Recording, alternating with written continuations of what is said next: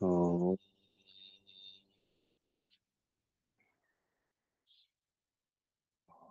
ओ,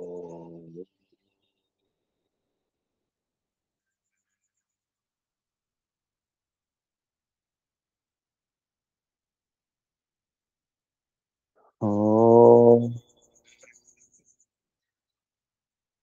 योगे योगे तवस्तरम् वाजे वाजे हवामहे सखाय इन्द्रमुताये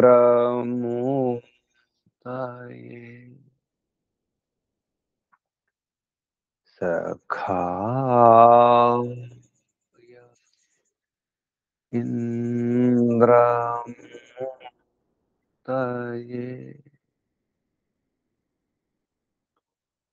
ॐ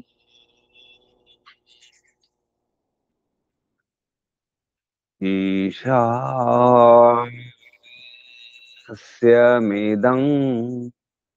सर्वं यत्किञ्च जगत्यां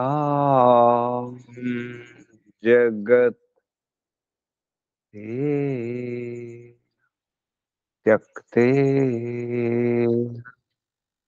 भुञ्जीथा मा गृधक्कस्य स्विद्धनं ते त्यक्ते भुञ्जीथा मा गृधक्कस्य स्विद्धनम्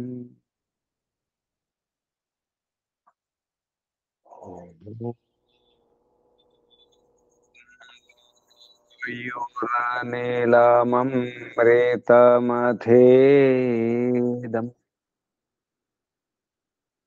भस्मातं शरीरम् ओ क्रतो स्मर क्लिबे कृतं स्मर ओ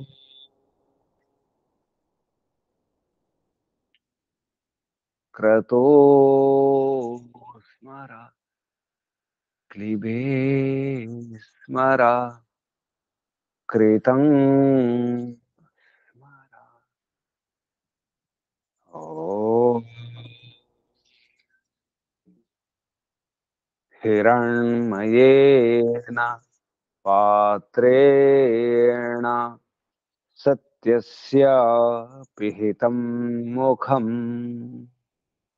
यो सा वा दित्ये पुरुषः सो सावहम् ॐ खं ब्रह्म ॐ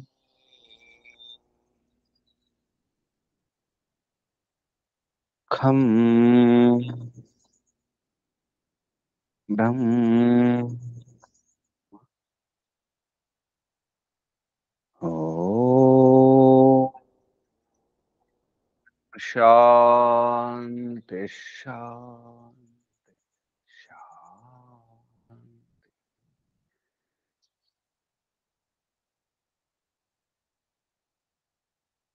ओम परमपिता परमात्मा ओम ओम रक्षका ओम सर्वरक्षका ओम सदा रक्षका सर्वदा रक्षका ओम सत्य रक्षका नित्य रक्षका सर्वत्र रक्षका। ओम सर्वधा रक्षका सर्वथा रक्षका। ओम शाश्वत रक्षका परम रक्षका। ओम जगद रक्षका विश्व रक्षका। ओम शाश्वत पिता शाश्वत माता सर्व पिता सर्व माता विश्व पिता विश्व माता जगत पिता जगन माता जगदांबा जगत जननी जगतपति विश्वपति। ओम ओम शाश्वत भ्राता दाता विधाता शाश्वत बंधु मित्र सखा शाश्वत गुरु शाश्वत आचार्य शाश्वत स्वामी शाश्वत राजा राजाधिराजा सराट स्वयंराट विराट विश्वराट शाश्वतराट ब्रह्मराट। ओम शाश्वत न्यायाधीशा सदाधारा सर्वदाधारा जगदाधारा विश्वाधारा ईश्वरा परमेश्वरा सर्वेश्वरा ईशा परेशा सर्वेशा विश्वेशा जगदीशा सर्वभूतेशा। ओम सर्वांतर्यामिन् परमात्मन परब्रह्मन् सर्वभूतांतरात्मन् सर्वव्यापका सर्वशक्तिमान निराकारा निर्विकारा न्यायकारी दयालु अजरा अमरा अभया अनुपमा नित्या पवित्र सृष्टिकर्ता धर्ता भरता हरता पालनकर्ता प्रलयकर्ता। ओम ओम प्रभो ओम विभो ओम स्वयंभू ओम शंभू ओम शंभू ओम सर्वानुभू ओम भूः ओम भुवः ओम स्वः ओम भुवः स्वः। प्राणदाता प्राणपते प्राणेश्वरा प्राणाधारा जीवनाधारा जीवनेश्वरा जीवनपति जीवनदाता जन्मदाता। ओम ओम सर्व दुख विनाशका सकल क्लेश नाशका संकट मोचका समस्त शांति निराश निर्मूलका सतचित अनंत आनंद घन स्वरूपा आनंददाता आनंदकरा सुखकरा सुखदायका। ओम आत्मदा बलदा ज्ञानदा सर्वदा हर्षदा मोक्षदा। ओम ओम ఓముకు వందనాలు ఋషులకు మహర్షులకు మునులకు యోగులకు గురువులకు ఆచార్యులకు అధ్యాపకులకు పెద్దలకు మాతాపితలకు శ్రేయోభిలాషులకు మిత్రులకు జడ చేతనాది చరాచర జగత్తుకు స్థావర జంగమాలకు వందనాలు। सर्वेभ्यो नमो नमः प्रणवः प्रणामः। आत्मा बंधुవులారా శాశ్వత బంధువులారా ధర్మ బంధువులారా బ్రహ్మ బంధువులారా విశ్వ బంధువులారా ఆత్మీయ బాంధవులారా మిత్రులారా అత్యంత దుఃఖ నివృత్తి అభిలాషులారా పూర్ణ పురుషార్థులారా మోక్షాకాంక్ష ముముక్షువులారా సుమ్నార్థులారా విశ్వాత్మ బ్రహ్మాత్మ పరమాత్మ దర్శన అభిలాషులారా సాధకులారా ఈశ్వర ఆరాధకులారా ఉపాసకులారా అన్వేషకులారా జిజ్ఞాసు ఏది గొప్ప ఎవరు గొప్ప నాకు నేను గొప్ప నీకు నీవే గొప్ప ఎవరికి వారే గొప్ప అందరు గొప్పవారే అందరూ బ్రహ్మలే అహం బ్రహ్మాస్మి నేను బ్రహ్మనే నీవు బ్రహ్మమే అతడు బ్రహ్మే ఇతడు బ్రహ్మే అది బ్రహ్మే ఇది బ్రహ్మే అన్ని గొప్పవే మరి అసలు గొప్ప ఎవరు? అందరు గొప్పవారైతే అసలు గొప్పవారెవరు? గొప్పలో గొప్ప ఏమిటి? గొప్పల్లో గొప్ప బ్రహ్మలో బ్రహ్మ. ఈ శరీరంలో బ్రహ్మ ఎవరు? శరీరానికి సంబంధించినంత వరకు బ్రహ్మ. ఎవరు బ్రహ్మ? ఏది బ్రహ్మ? వివాదం తగు. నా పేరే ఉండాలి, నా మాటే నెగ్గాలి, నా అధికారమే, నా పదవి, నా అధికారం అంతా నాదే, నేను నాది. ఇవి అసలు అన్ని సమస్యలకు, అన్ని వాదాలకు, వివాదాలకు, తగువులకు,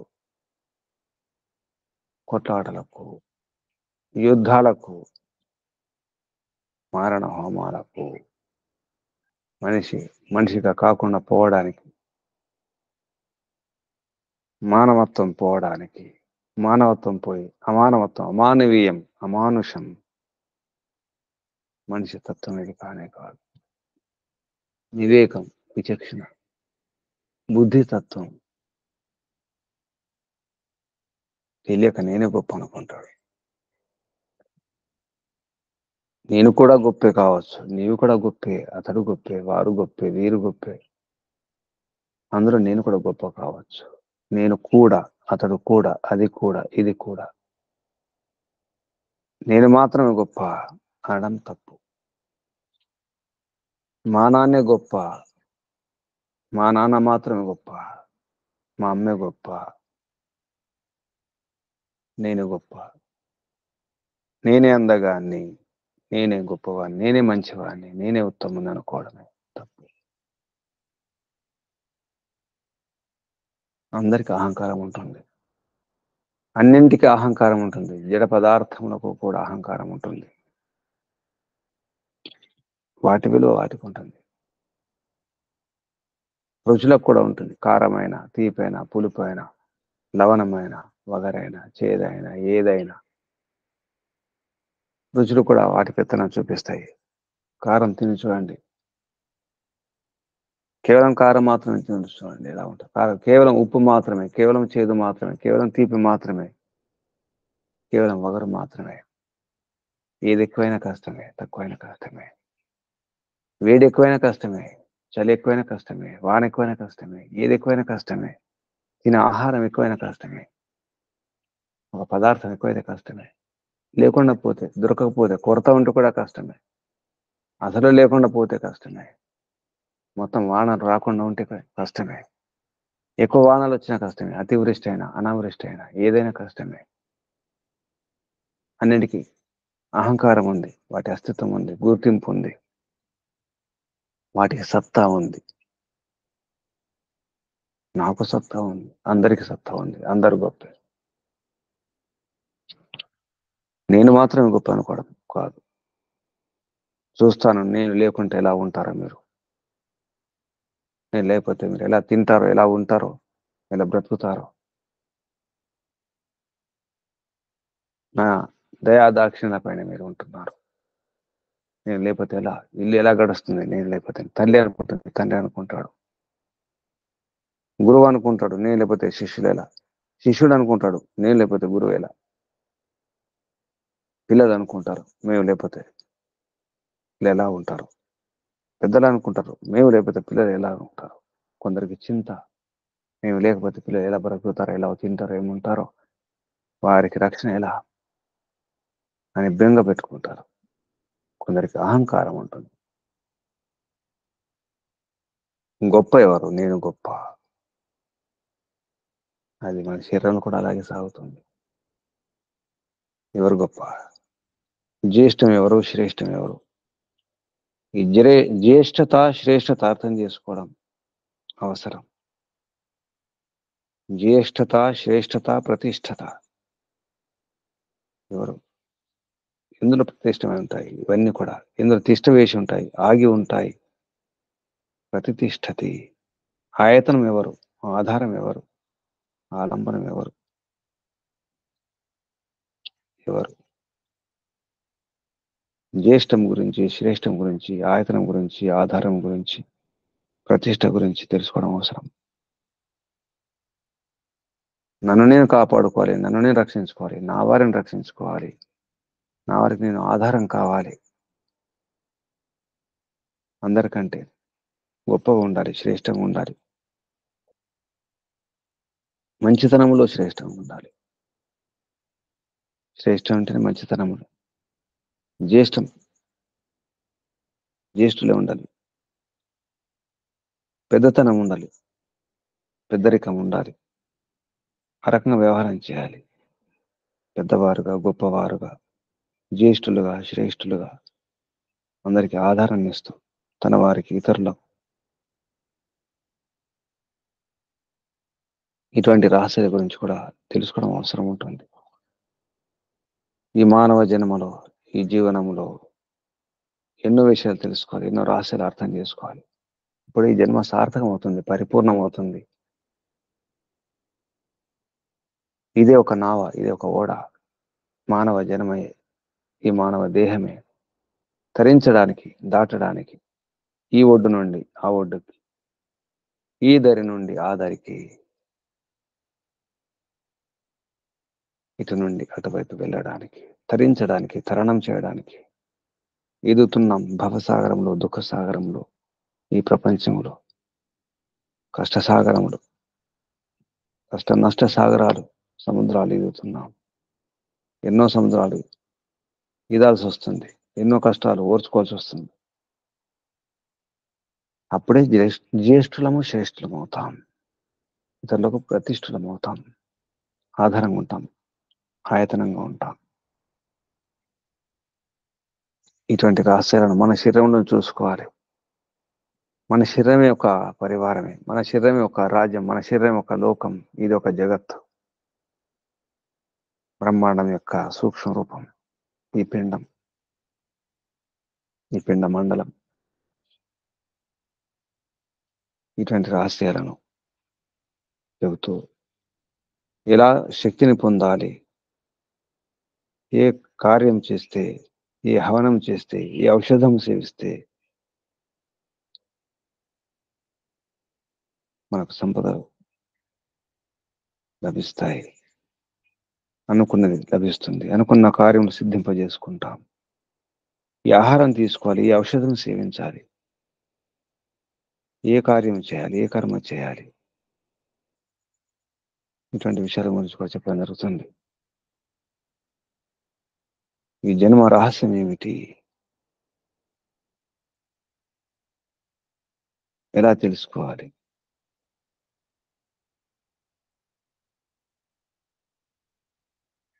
మరణించిన తర్వాత ఈ లోకం నుంచి ఎలా వెళ్తాం, ఎలా వస్తాం, తిరిగి ఎలా వస్తాం, ఇక్కడి నుండి వెళ్ళిపోయి ఎక్కడికి వెళ్ళిపోతాం, మళ్ళీ ఎలా వస్తాం. అందరం మరణిస్తుంటే ఈ లోకం ఎందుకు ఖాళీ కావడం లేదు, ఆ లోకం ఎందుకు నిండిపోవడం లేదు. ఇటువంటి విషయాల గురించి కూడా ఎన్నో విషయాలు చెప్పడం జరిగింది. బృహదారణ్యక ఉపనిషత్తులో 6వ అధ్యాయంలో, శ్రేష్ఠాధ్యాయంలో సృష్టి రహస్యాన్ని కూడా విప్పడం జరిగింది. ఈ తరాలు ముందుకు ఎలా వెళ్ళాలి, భార్యాభర్తలు ఎలా ఉండాలి, ఎటువంటి ఔషధాలు సేవించాలి. 6వ అధ్యాయం బృహదారణ్యక ఉపనిషత్తులో సృష్టి రహస్యాన్ని కూడా ఇందులో వివరించడం జరిగింది. మానవునిగా పుట్టిన తర్వాత, మనిషి జన్మ ఎత్తిన తర్వాత సాధించవలసింది ఏమిటో సూక్ష్మంగా, రహస్యంగా చెప్పడం జరిగింది. మంచి సంతానాన్ని ఎలా కనాలి, మంచి తరాలను ఎలా ఇవ్వాలి, తరాలు ముందు తరాలు ఎలా ఉండాలి, ఇప్పుడు మనం ఎటువంటి పునాది వేయాలి. ప్రపంచం మారిపోతుంది, జగత్తు మారిపోతుంది, ఎన్నో మార్పులు వస్తున్నాయి. చాలా వడివడిగా, వడివడిగా మనం విడివిడిగా చూస్తే ఎంతో వేగంగా మార్పులు వచ్చేస్తున్నాయి. ఈ మార్పు ఇప్పుడేనా, ఇక ఇంతకుముందు మార్పులు లేవా? ఆ మార్పులకు ఈ మార్పులకు భేదం ఏమిటి? ఎందుకు ఈ ప్రపంచం ఇలా అవుతుంది? ఎందుకంటే అందరూ గొప్పవారు అనుకుంటున్నారు. నాకు నేను గొప్ప, నేను మాత్రమే గొప్ప అనుకుంటున్నాను. నాకంటే అందరు తక్కువే. నేనే ఉత్తముని, నేనే శుద్ధం, నేనే పవిత్రం, నేనే విద్వాంసుని, నేనే పండితుని అని నేను అనుకుంటాను. ఎవరికి వారు అలా అనుకుంటున్నారు. విడిపోవడం మంచిది కాదు. అర్థం చేసుకోవాలి. ఎవరి శక్తిని వారు గమనించాలి, గ్రహించాలి, అర్థం చేసుకోవాలి. అసలు రహస్యం ఏంటో అర్థం చేసుకుంటే ఈ విడిపోవడం ఉండదు. ఎవరి విలువ వారికి ఉంటుంది. ప్రతి పదార్థం, ప్రతి వస్తువు, ప్రతి అంగం, అది రోమమైన, వెంట్రుకైన, గోరైన, అది దంతమైన, కళ్ళైనా, చెవులైనా, ముక్కలైనా, చర్మమైన, ఏదైనా, ఏ అంగమైన, ఏ ఇంద్రియమైన, అన్ని ఉన్నప్పటికీ ప్రాణం లేకపోతే అన్ని గొప్పవే, అన్ని అవసరమే. అసలు ప్రాణమే లేకపోతే జీవం లేకపోతే. కాబట్టి ఇంద్రియాలకు ప్రాణానికి మధ్యలో వివాదం జరిగినప్పుడు ఏది గొప్పదో అర్థం చేసుకోవాలి.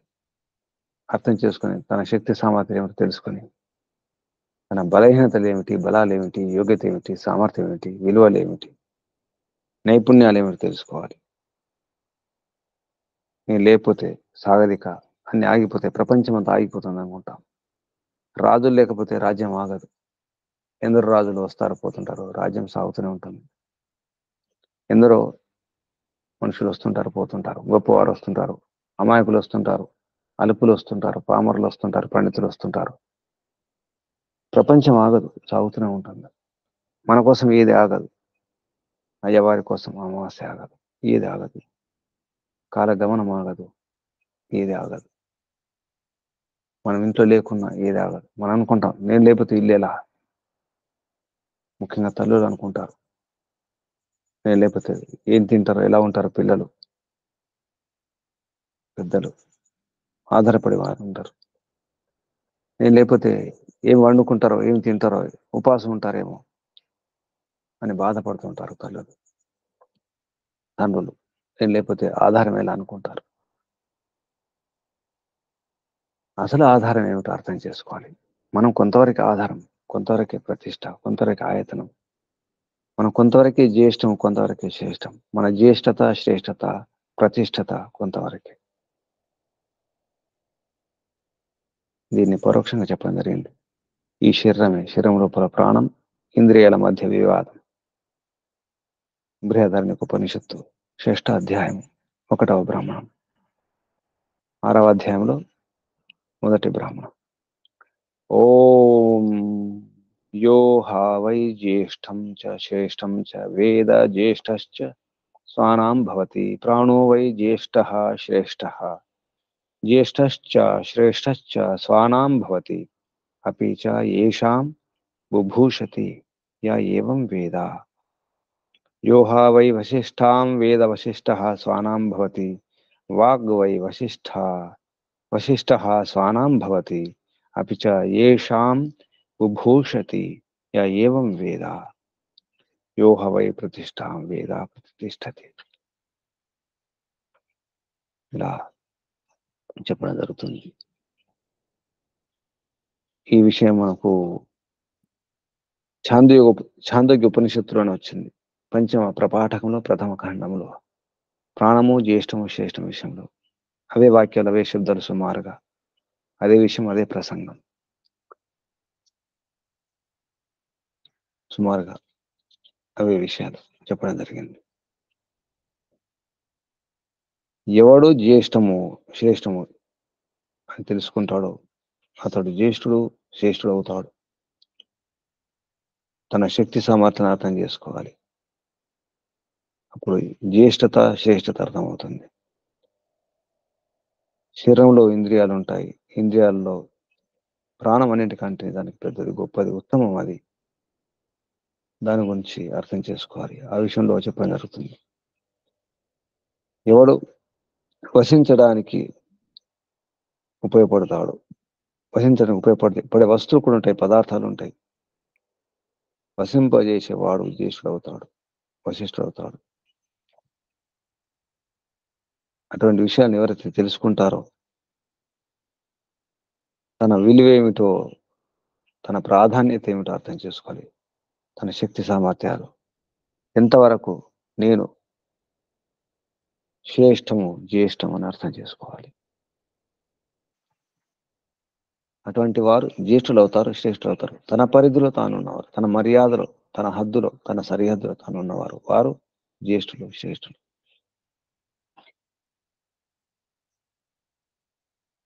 అలాగే వాక్ వై వశిష్ట, దానికి వాక్ వశిష్టం.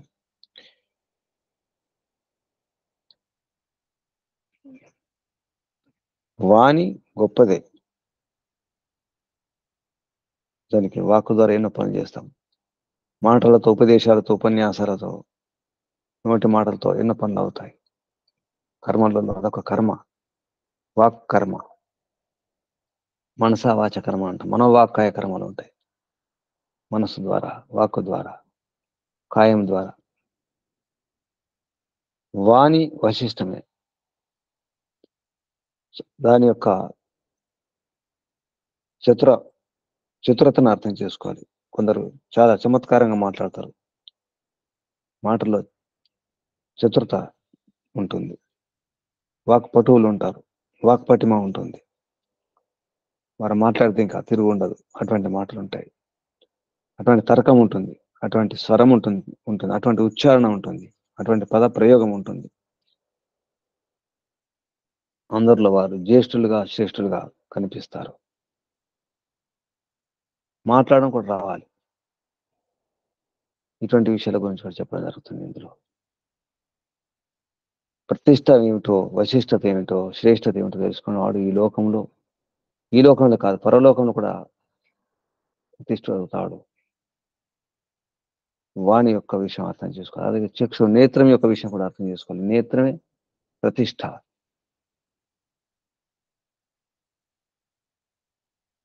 ఈ విషయాన్ని కూడా, గూఢమైనటువంటి రహస్యాన్ని కూడా అర్థం చేసుకోవాలి. కళ్ళతో చూసి నిజానికి మనుషులు అర్థం చేసుకుంటారు. ఎందుకంటే చూసే నడవాలి. దృష్టిపూతం నసేత్ పాదం. కళ్ళుండి కూడా గుడ్డివాణ్లాగా, అంధునిలాగా నడిస్తే బాగుండదు. అడుగులు జాగ్రత్త వేయాలంటే చూసి నడవాలి. ముందు ఏముంది, ఎగుడు దిగుడులు ఉంటాయి, ఉచ్చనీచాలు ఉంటాయి. గమనించి నడవాలి, అడుగు వేయాలి. అప్పుడే ఆ కళ్ళకు విలువ ఉన్నట్టు. కళ్ళుండి కూడా చూడకుండా అడుగు వేస్తేలా? కళ్ళతో చూసే మనుషుడు ఏదేమిటో తెలుసుకొని చూసి అడుగు వేస్తాడు. కళ్ళను అలా వాడుకోవాలి, వాక్కును వాడుకోవాలి, కళ్ళను వాడుకోవాలి, అలాగే చెవులను వాడుకోవాలి. నిజానికి సంపదనిస్తుంది. ఎవరైతే ఎక్కువ వింటాడో వాడు సాధిస్తాడు. నిజానికి శ్రోత్రమే సంపద అన్నారు. ఆ సంపదను తెలుసుకున్నవాడు దైవీ మానుషి కామనను పూర్తి చేసుకుంటాడు. ఎవరైతే ఎక్కువ వింటారో, నిజానికి వినడం ఒక కళ, వినడం ఒక తపస్సు. వేదాలను అందుకే శృతులు అన్నారు. వినే తెలుసుకోవాలి. ఎవరైనా వినే ఎక్కువ అర్థం చేసుకుంటారు. వినడం అనే దాని యొక్క పరిధి చాలా విశాలంగా ఉంటుంది, విస్తృతంగా ఉంటుంది. వినే తెలుసుకోవాల్సిన విషయాలు చాలా ఉంటాయి కాబట్టి అది సంపద అన్నారు. చెవే సంపద. వినేవాడే సాధిస్తాడు. సరిగా విని సరిగా అర్థం చేసుకున్న వాడే ఏదైనా పాటించే ప్రయత్నం చేస్తాడు. మనస్సే ఆయతనం, ఆధారం. ముఖ్యంగా ఇంద్రియాలన్నిటికీ మనసే ఆధారం, ఆయతనం, ఆశ్రయం. అసలు ఆశ్రయం ఏమిటి? నేను ఎవరికి ఆశ్రయం, ఎవరికి ఆయతనం? నాకెవరి ఆశ్రయం? నా ఆయతనం ఏమిటి, నా ఆశ్రయం ఏమిటి, నాకు ఆధారం ఏమిటి? శరీరములో ఇంద్రియాలకు ఆశ్రయం, ఆయతనం, ఆధారం మనస్సే. మనసు లేకుండా ఏ ఇంద్రియం పనిచేయదు. అలా చెబుతూ ప్రాణం ఇంద్రియాల మధ్యలో వచ్చిన వివాదం, గొడవ,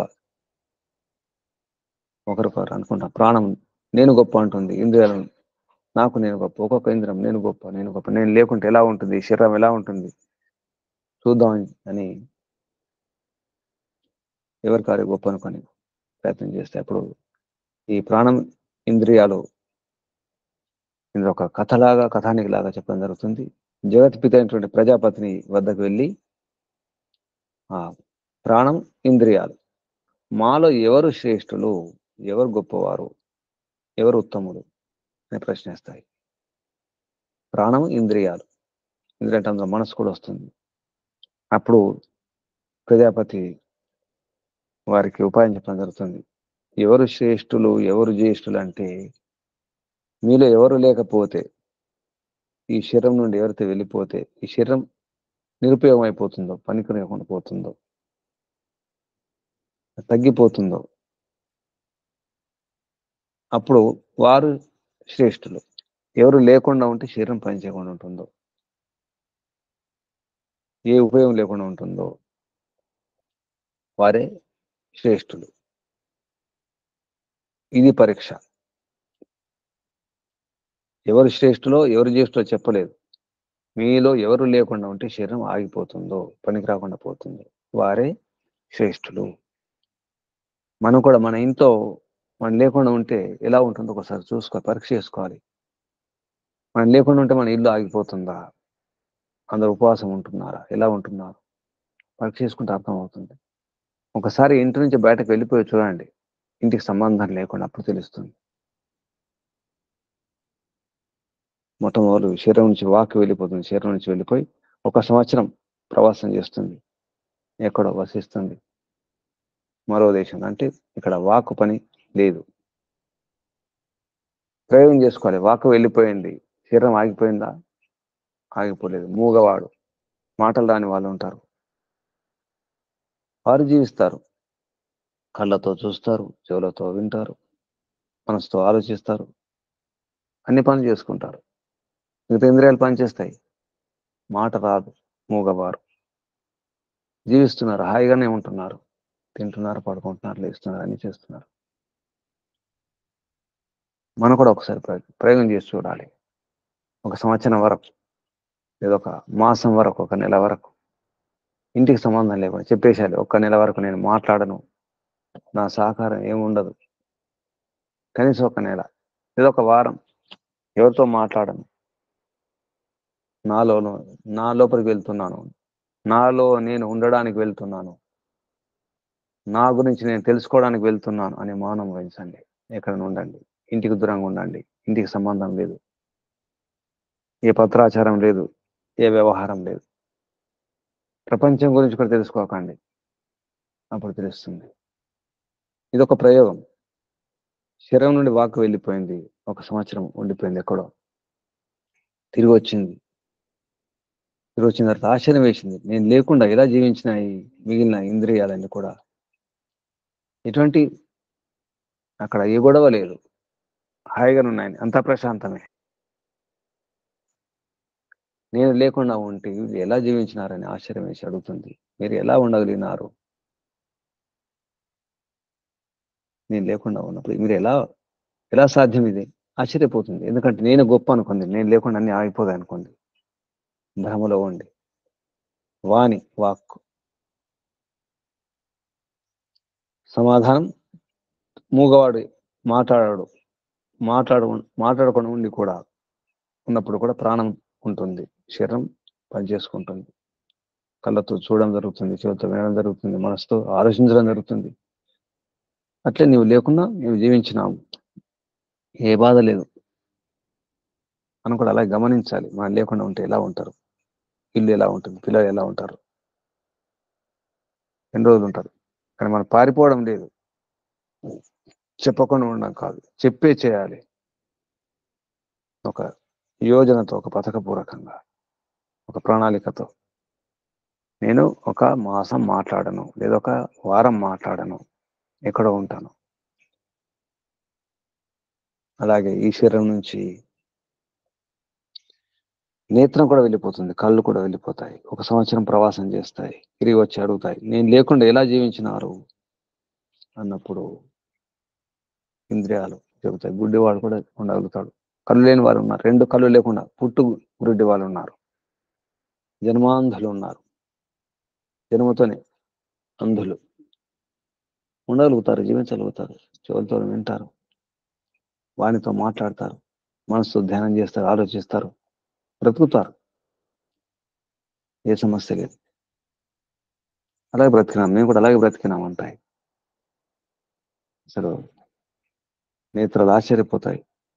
తన యొక్క విలువ ఏమిటో అర్థమైపోతుంది.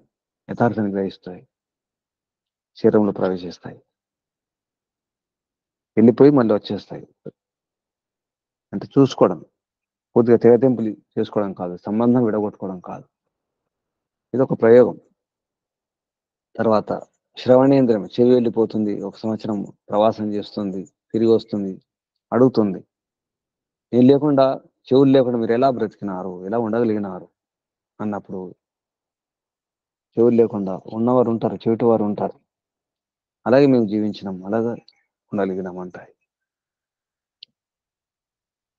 చెవులు లేకుండా ఉండవచ్చు, చెవిటి వారు ఉన్నారు, గుడ్డి వారు ఉన్నారు, మూగవారు ఉన్నారు. మనసు అనుకుంటుంది, నేను లేకపోతే ఇంద్రియాలు పనిచేయవు కదా, నేను లేకుండా ఉంటే ఎలా ఉంటాయి, ఎలా ఉంటుంది. మనసు కూడా వెళ్ళిపోతుంది, శరీరం నుంచి వెళ్ళిపోయి 1 సంవత్సరం ప్రవాసం చేస్తుంది, తిరిగి వస్తుంది. నేను లేకుండా ఉన్నప్పుడు మీరు ఎలా ఉన్నారు అని అడుగుతుంది.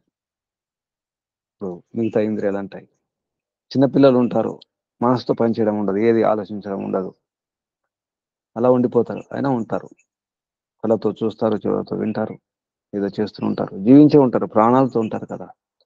మనసు పని చేయకుండా ఒకసారి మూర్చిపోతారు, స్పృహ లేకుండా ఉంటారు, మనసు పనిచేయదు. స్పృహ లేకుండా మూర్ఛ స్థితిలో ఉన్నప్పుడు మనసు పనిచేయదు. అయినా జీవించే ఉంటారు, శ్వాస తీసుకుంటారు, కళ్ళతో చూస్తుంటారు, గ్రహించకపోవచ్చు కానీ జీవించే ఉంటారు. మనసు లేకుండా ఉండవచ్చు. ఎన్నోసార్లు మనం కూడా మనసు లేకుండా ఉంటాం, పరధ్యానంలో పరధ్యాసలో ఉంటాం, ఎక్కడో ఆలోచిస్తాం, ఏదో చేస్తాం, అయినా జీవించే ఉంటాం, శ్వాస తీసుకుంటూనే ఉంటాం. మనసు కూడా అంతే, తిరిగి వచ్చేస్తుంది, శరీరంలో ప్రవేశిస్తుంది. తర్వాత ప్రాణం వంతు, ఇక అన్ని ఇంద్రియాల పరీక్ష జరిగిన తర్వాత ప్రాణం శరీరం నుంచి వెళ్ళిపోవడానికి ప్రయత్నం చేస్తుంది, అంతే, వెళ్ళిపోదు. ఇంకా వెళ్ళిపోవాలని కొంచెం ప్రయత్నం చేస్తే ఇప్పుడు శరీరం కదిలిపోతుంది, ఇంద్రియాలన్నీ కూడా బాధపడిపోతాయి, నీరసం వచ్చేస్తుంది. ప్రాణం పోతుంటే చాలు, ఒక మంచి బలమైన గుర్రం ఆ గుంజను, ఆ గూటాన్ని పీక్కొని, ఆ మేకును కూడబెరుక్కొని వెళ్ళిపోయేటప్పుడు ఎలా ఉంటుంది, అలా మొత్తం బలమైన గుర్రం, మంచి గుర్రం, గుంజుతో సహా, మేకుతో సహా, ఆ గూటంతో సహా కూడబెరికేస్తే ఎలా ఉంటుంది, అలా ప్రాణం పోతుంటే అన్ని ఇంద్రియాలు కూడా కదిలిపోతాయి. అప్పుడు వెంటనే, ఓ ప్రాణమా నీవే గొప్ప, నువ్వు ఇక్కడే ఉండాలి, ఇక్కడే ఉండి వర్ధిల్లాలి, నీవు ఉంటేనే మేము ఉంటాం, నువ్వు లేకుండా ఉంటే మేము ఉండలేము అని అర్థం చేసుకుంటాయి. అప్పుడు తెలుస్తుంది, అందరికంటే గొప్ప ప్రాణమే, మాలో అందరికంటే శ్రేష్టం నీవే, ఓ ప్రాణమా, నువ్వు వెళ్ళవలదు, వెళ్ళిపోకూడదు, నీవు ఉండాలి, నీవు ఉంటేనే మాకు, నీవే మా ఆధారం, మా ఆయతనం, మా ఆశ్రయం నీవే, నీవే మాలో జ్యేష్టము శ్రేష్టము, మేము వసించడానికి నీవే వశిష్ఠుడివి, వశిష్ఠము నీవే అని ఒప్పుకుంటాయి. ఇదే ప్రసంగం మనకు చాందోగ్యోపనిషత్తులో పంచమ ప్రపాఠకంలో ప్రథమ ఖండంలో రావడం జరిగింది. ప్రాణము జ్యేష్టము శ్రేష్టం అనే విషయంలో అవే వాక్యాలు, అవే విషయాలు, అదే సందర్భం, అదే విద్య ఇందులో చెప్పడం జరిగింది. మనం కూడా పరీక్ష చేసుకొని చూడాలి, ఎవరు గొప్ప అనే విషయంలో. నేను అనుకున్నాను, నేనే గొప్పని అనుకున్నాను, నేను వశిష్ఠుని అనుకున్నాను, గొప్పవాడిని అనుకున్నాను, నేను శ్రేష్టం అనుకున్నాను, నేను ఆధారం అనుకున్నాను అని ఒక్కొక్క ఇంద్రియం బాధపడుతుంది. వాక్ అనుకుంటుంది, నేను అందరికంటే గొప్పవాడిని అనుకున్నాను, అని నేను కాదు. నిజానికి ప్రాణమే గొప్ప. నేత్రం కూడా చెప్పి ఒప్పుకుంటుంది, నేను గొప్ప అనుకున్నాను కాదు, నేను గొప్ప కాదు, నేను ప్రతిష్ట అనుకున్నాను, నేనే ఆధారం అనుకున్నాను, నేను కాదు. నీవే ప్రాణమా అని కళ్ళు ఒప్పుకుంటాయి, వాణి ఒప్పుకుంటుంది, చెవులు ఒప్పుకుంటాయి, మనసు ఒప్పుకుంటుంది. కాబట్టి నిజానికి అందుకే శాస్త్రాల్లో ఈ వాక్, ఈ చెవి, నేత్రం, ఈ కళ్ళు ఇవన్నీ కూడా ఇంద్రియాలు. వీటిని ప్రాణం అనే పేరుతో కూడా పిలుస్తారు. ప్రాణాలు అంటే ఇంద్రియాలు కూడా. ప్రాణాలు, ప్రాణానికి సంబంధం ఉంటుంది కాబట్టి ప్రాణం లేకుండా ఇవి పనిచేయవు. అందుకే శాస్త్రంలో అక్కడక్కడ ప్రాణాలు, ప్రాణం అనే పేరుతో కూడా పిలవడం జరిగింది. అక్కడ ఆ సందర్భంలో ప్రాణాలంటే ఇంద్రియాలని అర్థం చేసుకోవాలి. అంతా ప్రాణం నిజానికి. ఇంద్రియాలు వేరు వేరు అనిపిస్తాయి. ప్రాణాపాన వ్యాన సమాన ఉదాహరణ నాగ కూర్మ క్రికల దేవదత్త ధనంజయ ఇవి పనిచేస్తాయి వెనక నుండి. ఈ ప్రాణాలు పనిచేస్తాయి. పంచ ప్రాణాలు, పంచ ఉప ప్రాణాలు. కాబట్టి ఇంద్రియాలను అన్నిటిని కలిపి ప్రాణాలు కూడా అంటారు. ఈ రహస్యాన్ని అర్థం చేసుకున్న వారికి సంపద కలుగుతుంది, ప్రతిష్ట, ఆయతనం, జ్యేష్టం, శ్రేష్టం అన్ని లభిస్తాయి. అంతా అదే, ప్రాణమే, అదే గొప్పది. ఈ శరీరంలో జీవమే గొప్పది, ప్రాణమే గొప్పది. అప్పుడు ప్రాణం అడుగుతుంది, నేను గొప్పని ఒప్పుకున్నారు కదా, నేను జ్యేష్టము శ్రేష్టమని, నేను సంపదని ప్రతిష్టని ఆయతని ఒప్పుకున్నారు కదా, మరి నాకు అన్నం కావాలి, నాకు ఆధారం కావాలి, మరి నాకు అన్నం ఉండాలి కదా, నాకు అన్నం ఏది అని అడుగుతుంది. ప్రాణం అడుగుతుంది ఇంద్రియాలను. అన్ని ప్రాణులకు, కుక్కలు మొదలుకొని పక్షుల వరకు అన్ని ప్రాణులకు అన్నం అవసరం ఉంటుంది. ప్రతి జంతువుకు, ప్రతి ప్రాణికి అన్నం అవసరం ఉంటుంది. ఈ ప్రాణులకు ఏది అన్నమో, ఈ జీవులకు ఏది అన్నమో అదే నీకు అన్నం. అంటే నువ్వు ఎక్కడెక్కడ ఉంటావు, కుక్కలో ప్రాణం ఉంటే కుక్కకు ఏది ఆహారం అది నీకు అన్నం. గోవులో ప్రాణం ఉంటుంది, జీవం ఉంటుంది. గోవు గోవు తినే ఆహారం ఏమిటో అదే నీకు ఆహారం.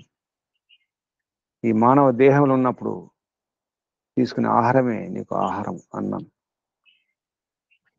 ఏ ప్రాణిలో ఉన్నప్పుడు ఆ ప్రాణికి ఏది ఆహారమో, ఏది అన్నమో అది నీకు అన్నం అవుతుంది. అసలు అన్నం అనే దాంట్లో కూడా ప్రాణం అనే అర్థం ఉంది. అన ప్రాణని, అన్నంలో కూడా అన, అన ప్రాణ, ప్రాణ ఉత్ ఆన వి ఆన సం ఆన అని అనలే. అన ప్రాణని, అన జీవనే, జీవనమే, అన్నమే జీవనం. అనమే, అనమే అంటే ప్రాణమే, అది అన్నం అవుతుంది. ప్రాణాలను నిలబెట్టేది కాబట్టి అన్నము. ప్రాణశక్తి ఇచ్చేదే, ప్రాణాలకు శక్తినిచ్చేదే అన్నం. అన్నమే అన్నం. అన్నం ప్రత్యక్షం కనిపిస్తుంది అన్నం.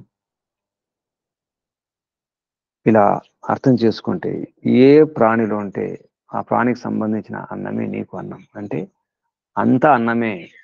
ఒక్కొక్క ప్రాణికి ఒక రకం అన్నం ఉంటుంది. కొందరికి, కొన్ని ప్రాణులకు గింజలు, కొన్నిటికి ఆకులే, కొన్నిటికి గడ్డి, కొన్నిటికి పళ్ళు మాత్రమే. రకరకాల ఆహారం ఉంటుంది. సింహాలు పుళ్ళు ఉంటాయి, మాంసాహారమే, అవి గడ్డి తినవు. అలా ఇక అలా ఉన్నప్పుడు ఆహారం కొరత ఏం లేదు. అన్ని నీకు ఆహారమే, అన్ని నీకు అన్నమే. ఎందుకంటే రకరకాల దేహాల్లో ప్రాణం ఉంటుంది కాబట్టి అన్ని అన్నమే. అన్నమే ప్రాణాధారమే, అన్నమే. అటువంటి వారికి అన్నమే అన్నం. ఈ రహస్యాన్ని తెలుసుకుంటే అన్నం కొరత ఉండదు.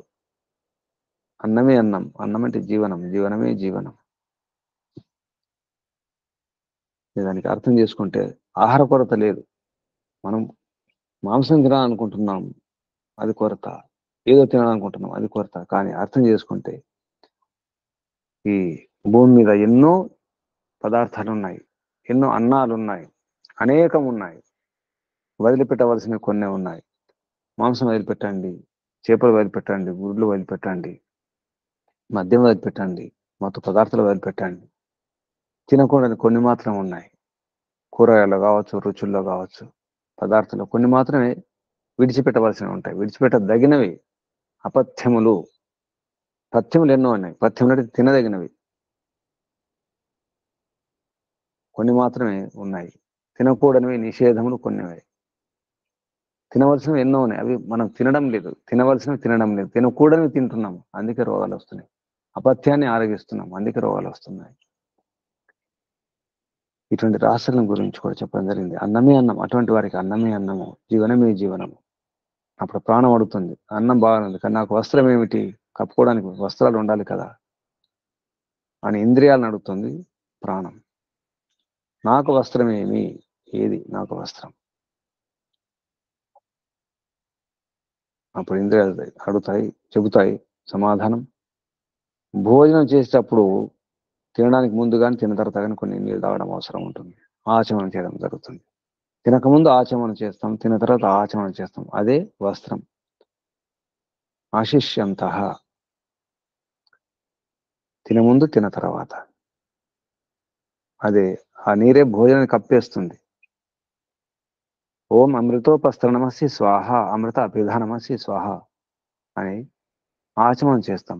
అమృత ఉపస్తరణ కింద నుంచి బెడ్షీట్ లాగా, అభిధానం దుప్పట్లాగా కప్పుకోవడానికి, చెద్దర్లాగా కింద నుంచి పైనుంచి కప్పేస్తుంది.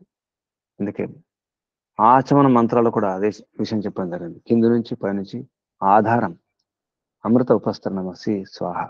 దానికి పరంపిత పరమాత్మే మనకు ఆధారం, ఉపస్తరణ కూడా, అభిధానం కూడా మన కప్పు, పై కప్పు. కింద నుంచి పైనుంచి రక్షించేది పరంపిత పరమాత్మ. ఇక్కడ నీటిని తీసుకోవడం జరిగింది ఆచమనంలో, అలాగే నీకు వస్త్రం అవే అని చెప్పడం జరుగుతుంది.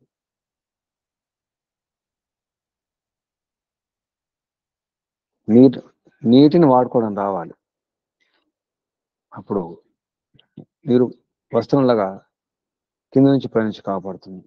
ఇది నీటి యొక్క రహస్యం. ఈ రహస్యాన్ని అర్థం చేసుకున్న వారికి అన్ని వస్త్రాలే. నగ్నుడు కాడు, దిగంబరుడు కాడు, లంబుకుడు కాదు. లంబుక అంటే దిగంబరుడు, నగ్నుడు. ఇలా ఎన్నో రహస్యాలు చెప్పడం జరిగింది. ఆ క్రమంలో ఈ ఉపదేశాన్ని, ఈ రహస్యాన్ని జబాల పుత్రుడు సత్యకాముడు ఈ విషయాన్ని, ఈ రహస్యాన్ని వ్యాఘ్రపాద వంశుడైనటువంటి గోశ్రుతికి బోధించడం జరిగింది. వ్యాఘ్రపాద వంశజుడు గోశ్రుతికి జబాల పుత్రుడు, జాబాల సత్యకాముడు ఈ విషయాన్ని, ఈ రహస్యాన్ని ఉపదేశించడం జరిగింది. ఎటువంటి ఉపదేశం అంటే, ఎండిపోయిన చెట్టు కూడా ఈ విషయాన్ని కనుక ఉపదేశిస్తే ఆ చెట్టు చిగురించును అని చెప్పడం జరిగింది. శాఖలు పుడతాయి, మలుచుకొస్తాయి, 3వ వారం చెట్టు కూడా చిగురిస్తుంది. అంటే ఈ రాశిని అర్థం చేసుకుంటే, ఈ ప్రాణ విద్యను అర్థం చేసుకుంటే, ఈ జ్ఞానాన్ని తెలుసుకుంటే, దీని వలన శ్రద్ధ లేని వారికి శ్రద్ధ కలుగుతుంది. అంటే విషయాన్ని అర్థం చేసుకున్నప్పుడు ఏది గొప్పది, ఇలా ఏది గొప్పది ఏది గొప్పది అనుకుంటూ వెళ్తే చివరికి గొప్ప వారెవరు? పరంపిత పరమాత్మ, పరబ్రహ్మ. అన్ని బ్రహ్మలే, అహం బ్రహ్మాస్మి, అది బ్రహ్మే, ఇది బ్రహ్మే, వారు బ్రహ్మే, వీరు బ్రహ్మే, నేను బ్రహ్మే, నీవు బ్రహ్మే, అయమాత్మ బ్రహ్మ, తత్వమసి, రకరకాల వాక్యాలతో, మహావాక్యాల పేరుతో ప్రచారం చేస్తుంటారు పౌరాణికంగా. అహం బ్రహ్మాస్మి, నేను బ్రహ్మనే, తత్వమసి, నీవు కూడా అదే, తత్వమసి, తత్ అది, త్వం నీవే, అసి అది నీవే, అయమాత్మ బ్రహ్మ, ఇది కూడా బ్రహ్మే, అది కూడా బ్రహ్మే, అన్ని బ్రహ్మలే. కానీ పరబ్రహ్మ ఎవరు? పరపిత పరమాత్మను అర్థం చేసుకునే ప్రయత్నం చేయాలి. నాకు నేను బ్రహ్మ కావచ్చు, నీకు నీవు బ్రహ్మ కావచ్చు, కానీ అందరిని మించిన బ్రహ్మ ఉన్నారు, పరబ్రహ్మ, పరపిత పరమాత్మ.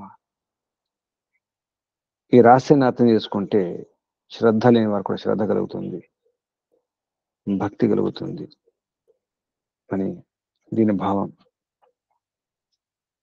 అయితే ఈ శ్రేష్టత, జ్యేష్ఠత ఉండాలంటే మన సరైనటువంటి ఆహారాన్ని తీసుకోవాలి. ఎందుకంటే అన్నమే ప్రాణం అన్నారు, అదే జీవనం అన్నారు. కాబట్టి అన్నం సరిగా ఉండాలి, ఔషధాలు సరిగా ఉండాలి.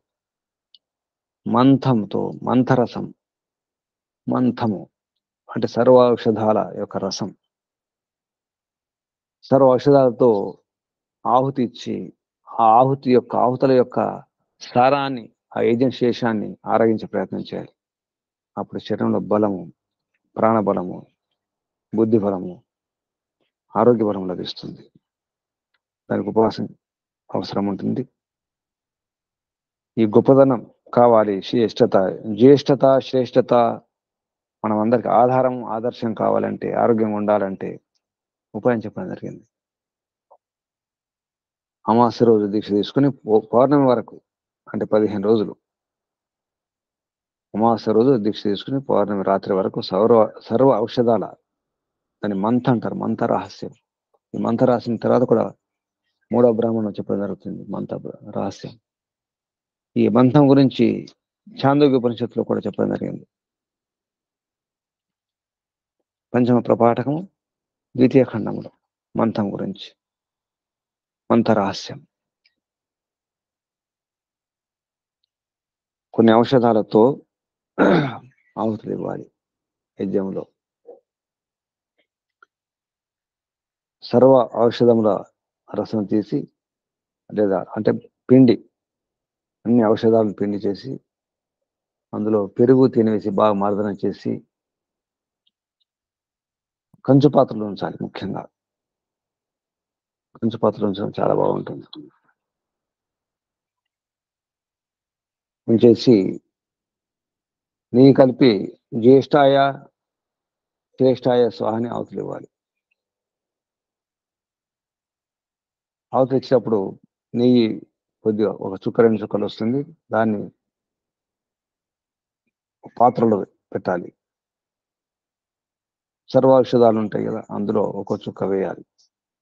సర్వ ఔషధ రసములో ఒక చుక్క స్వాహన తర్వాత ఆ నేతి బిందువును, నేతి చుక్కను వేయడం జరుగుతుంది. సర్వౌషధాలు ఏమిటి కూడా చెప్పడం జరిగింది. 10 గ్రామ్యాని ధాన్యాన్ని భవంతి వ్రీహి యవాహ తిలా మాష అనుప్రియంగవ గోధుమాశ్చ మసూరాశ్చ ఖల్వాశ్చ ఖలకులాశ్చ తాన్ పిష్టాన్ దధిని మధుని ఘృత ఉపసించ అజ్యస్య జుహోతి. తర్వాత ఈ 3వ బ్రాహ్మణంలో వస్తుంది. ఇదే అధ్యాయంలో 6వ అధ్యాయంలో 3వ బ్రాహ్మణంలో ఈ విషయం చెప్పడం జరుగుతుంది.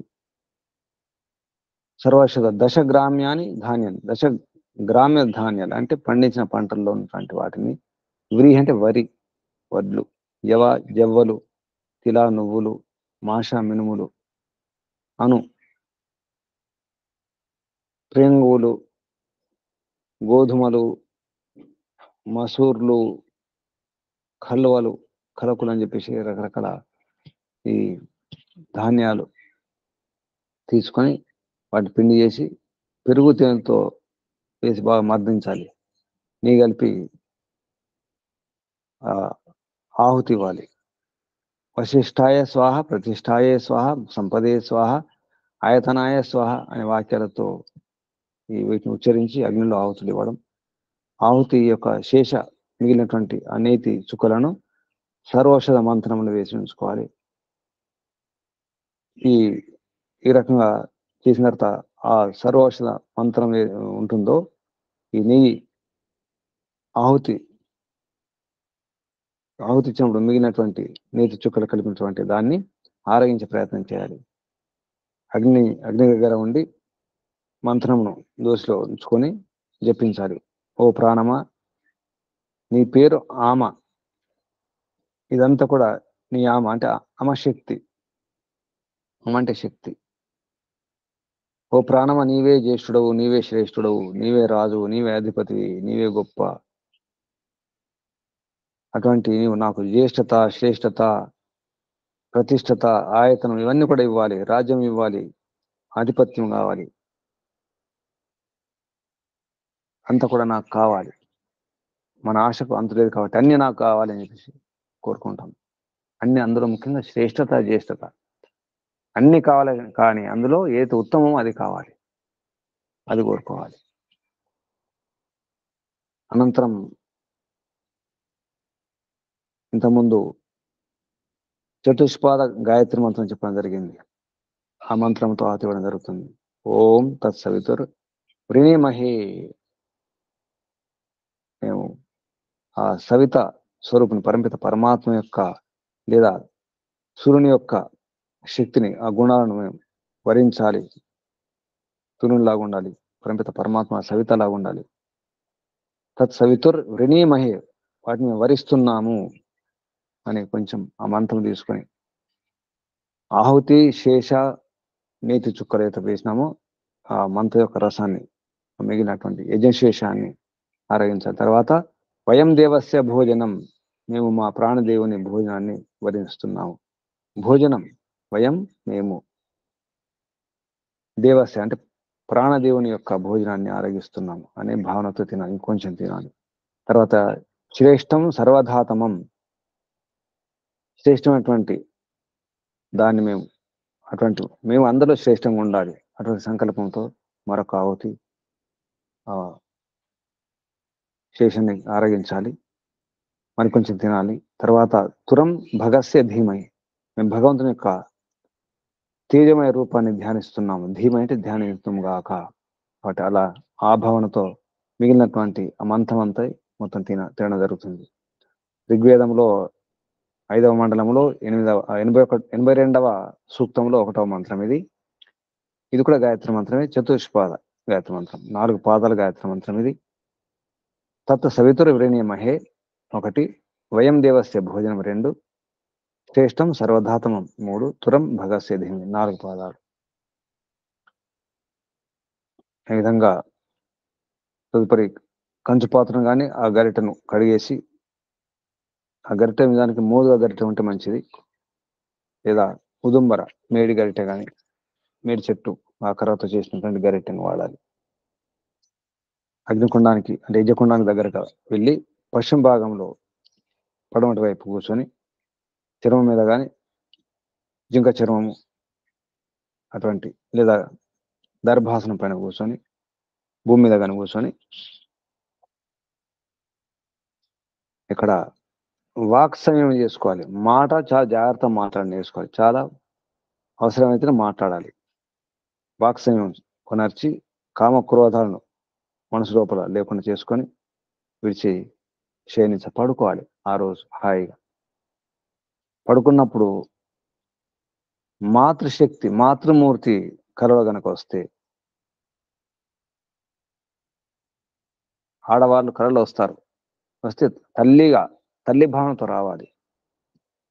తల్లి భావనతో గనక ఆ స్త్రీ రూపం గనక చూస్తే ఆ రోజు ఆ కర్మ సఫలమైనట్టు అర్థం చేసుకోవాలి. ఈ విషయం చెప్పడం జరిగింది. దాని అర్థం ఏమిటి? మంచి భావాలు రావాలి మన కళ్ళలో కూడా. మంచి భావాలు ఆడవాళ్ళు కనిపించినా వీర్యస్కరణ కాకుండా చూసుకోవాలి. స్వప్న దోషాలు రాకుండా చూసుకోవాలి. బ్రహ్మచర్యం పాటించాలని అర్థం. ఆ రోజు పడుకుంటే బ్రహ్మచర్యం పాటించాలి.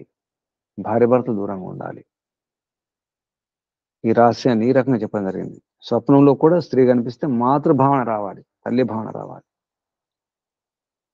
ఈ విషయంలో ఒక శ్లోకం కూడా చెప్పడం జరిగింది. యదా కర్మసు కామ్యేషు స్త్రియం స్వప్నేషు పశ్యతి సమృద్ధిం తత్ర జానీయాత్ తస్మిన్ స్వప్న నిదర్శనే. ఇది ఒక శ్లోకం. ఎప్పుడైతే కర్మసు కామ్యేషు, కామ్య కర్మల్లో, స్త్రీ స్వప్నేషు కళల్లో స్త్రియం పశ్యతి, స్త్రీలను చూడడం జరుగుతుంది. అది సమృద్ధికి గుర్తు. తత్ర జానీయాత్, అప్పుడు అర్థం చేసుకోండి, తస్మిన్ స్వప్న నిదర్శనం అవుతుంది. ఇది ప్రథమం బ్రాహ్మణం. ఇది 6వ అధ్యాయంలో మొదటి బ్రాహ్మణం. ఇందులో ఎన్నో రహస్యాలు ఉన్నాయి, చాలా రహస్యాలు ఉన్నాయి. ఆ రహస్యాన్ని అర్థం చేసుకుని మనం జీవించే ప్రయత్నం చేయాలి. ఈ ప్రయోగం చేయాలి.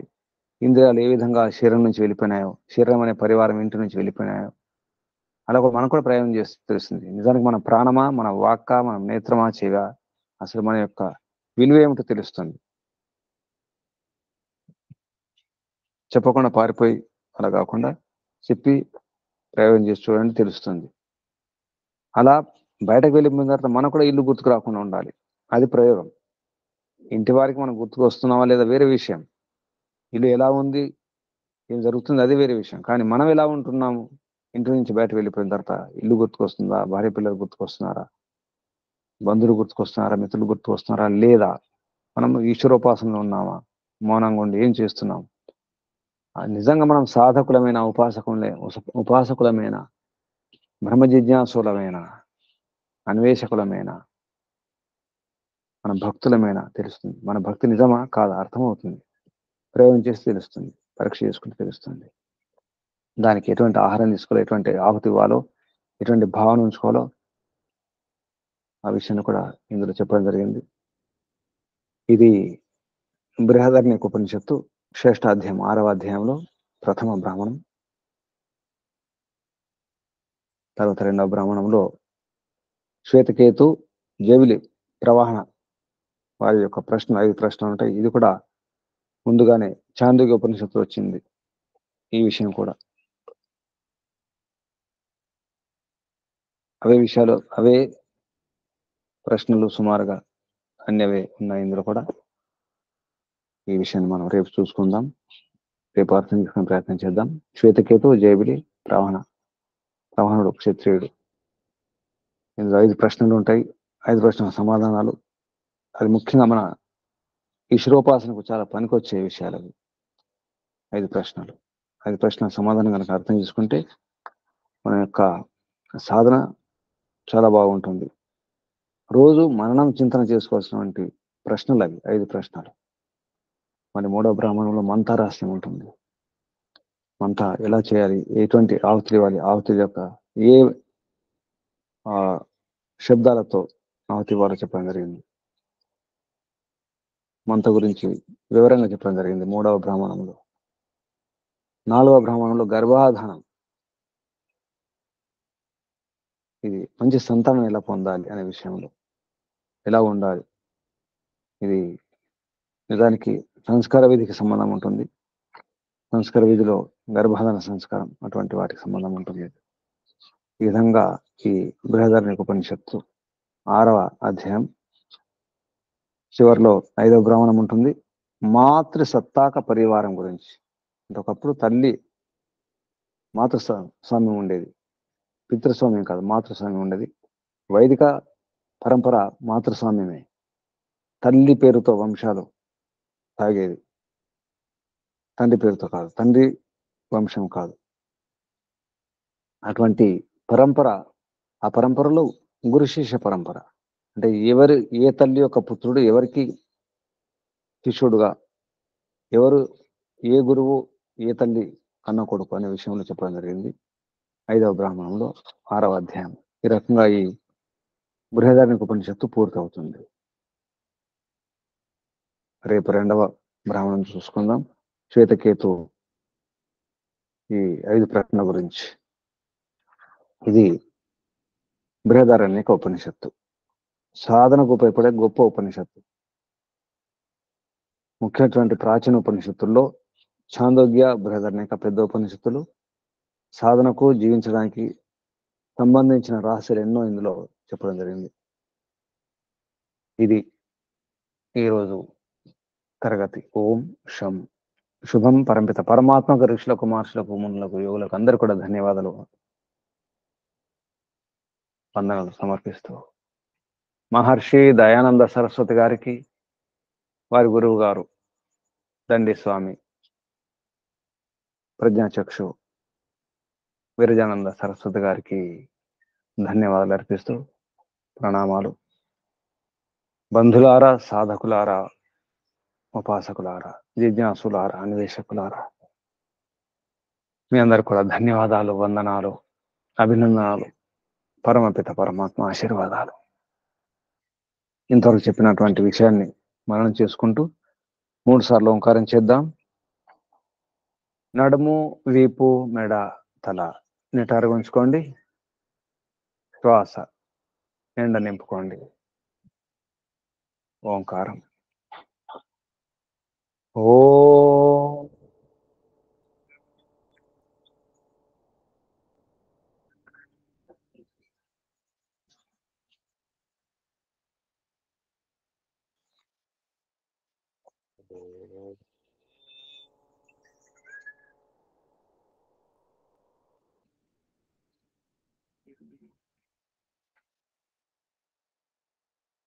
ఓ